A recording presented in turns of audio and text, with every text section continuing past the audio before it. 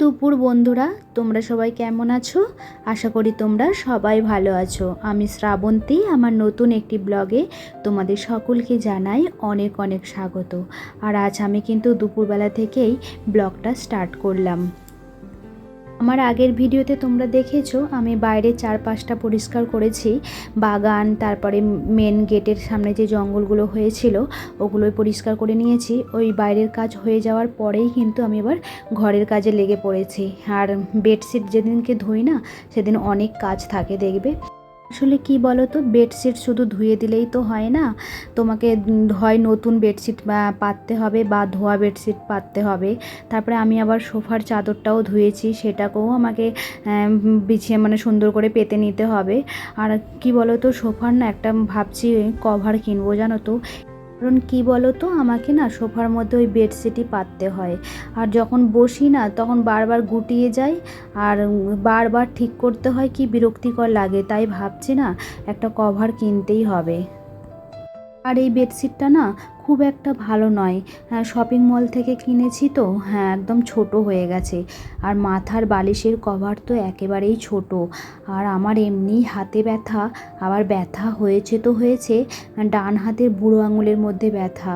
আর ওই বালিশের কভারটা মাথার বালিশের কভারটা যখন ঢোকায়, কি কষ্টে যে আমি ঢুকিয়েছি, কি বলবো, কতবার তো হাতে লেগেও গেল। আবার বেডশিটটা যখন আমি পাচ্ছি তখনও খাটের ওই মধ্যে লেগে গেছে, এত ব্যথা করছে কি বলবো। আর আজকে যেন অতিরিক্ত ব্যথা করছে। তারপরে মনে মনে ভাবছি কেন যে এই বেডশিটটা পাততে গেলাম, হ্যাঁ একদম ছোট, হ্যাঁ বেকার পাতলাম, অন্য বেডশিট পাতলে হয়তো ভালো হতো। আর এদিকে দেখো ড্রেসিং টেবিলটাও কিন্তু আমি পরিষ্কার করে নিচ্ছি। আর আমি যখনই বেডশিট চেঞ্জ করি তখনই কিন্তু ড্রেসিং টেবিল, আলমারি সব পরিষ্কার করে নিই, কারণ বিছানাটা ঝাড়তে হয় আর ধুলোটা যায় কাঁচের মধ্যে, তো আরও বেশি স্পষ্ট বোঝা যায়। আর ড্রেসিং টেবিলটা তো আমি দুদিন ছাড়াই আমি পরিষ্কার করি, আর পরিষ্কার রাখতে হয়, নাহলে না ধুলো হয়ে যায়। একটু এলোমেলো করে আমার বর যখন এগুলো মুখের ক্রিমগুলো যখন মাখেও একটু এলোমেলো করে দিয়ে চলে যায় তাড়াহুড়ো করে, তো আমাকে গুছাতে হয় দুদিন ছাড়াই, বুঝেছো। আর এদিকে দেখো বেডশিটটা আমি একদম চেঞ্জ করে নিয়েছি, সুন্দর করে পেতে নিয়েছি। কিন্তু আমার না এই বেডশিটটা একদমই ভালো লাগছে না, জানো তো। দেখতে ভালো কিন্তু জিনিসটা ভালো নয়। আর আমি তো প্রতিবার ওই জানালার দিকে ভিডিওটা করি দাঁড়িয়ে। আর আজকে ভাবলাম বাড়ির আমার রুমের গেটের বাইরে থেকে বেরিয়ে ভিডিওটা করেছি, দেখতে পেয়েছো।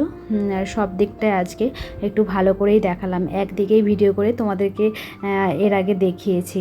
আর এরপর আমি কিন্তু রান্না করেছি, যেহেতু আজকে বৃহস্পতিবার তাই আগের দিন ছোলার ডাল ভিজিয়ে রেখেছিলাম, ছোলার ডাল দিয়ে আলু দিয়ে ঝোল করেছি, মাখা মাখা করেছি আর কি। বেশ খেতে ভালো হয়েছিল, জানো তো, খুব টেস্টি হয়েছিল। আর এদিকে পটল ছিল, পটল আলু ভেজেছি, ব্যাস এটুকুই সিম্পল রান্নাবান্না আজকে। আর এদিকে দেখো সমস্ত কিন্তু জামা কাপড়, বেডশিট এইসব সব কিছু কিন্তু শুকিয়ে গেছে, আর এভাবেই আছে। দেখতে পেয়েছো তো, গামলায় এক গামলা, তার মধ্যে কত পড়েছে। আর এদিকে বাজে কিন্তু 2টো, কত বেলা হয়ে গেছে। চলো বন্ধুরা, এই দেখতে পেয়েছো তো কেমন এতগুলো সব জামা কাপড়, বেডশিট সব পড়ে আছে। আর এখন বাজে তো 2টো, দেখালামই। তো এগুলো সব গুছিয়ে নিই, ঘর ঝাড় দেবো, তারপরে তোমাদের সাথে শেয়ার করব আর গোছানোটাও দেখাবো। চলো দেখো বন্ধুরা, আমি কিন্তু এদিকে সুন্দর করে গুছিয়ে নিয়েছি, তারপরে ঘরটাও ঝাড় দিয়ে দিয়েছি, বুঝেছো। আর আমি না এইসব কাজ করেই তারপরে খাই, তারপরেই কিন্তু ঘুমাই না, এডিটের কাজ করি, তারপরে সময় থাকলে ঘুমাই, বুঝেছো। এই এতগুলো কাজ আমাকে করতে হয়। আর আমার কাজ ফেলে রেখে না ঘুমোতেও ভালো লাগে না, বসে থাকতেও ভালো লাগে না। আর এদিকে কিন্তু আমার খাবারটাও দুপুরের বেড়ে নিয়েছি, এবার খেয়ে নেব। গুড মর্নিং বন্ধুরা। আর এখন গুড মর্নিং বলার কারণ হচ্ছে, কাল আমি ভিডিওটা কিন্তু শেষ করতে পারিনি।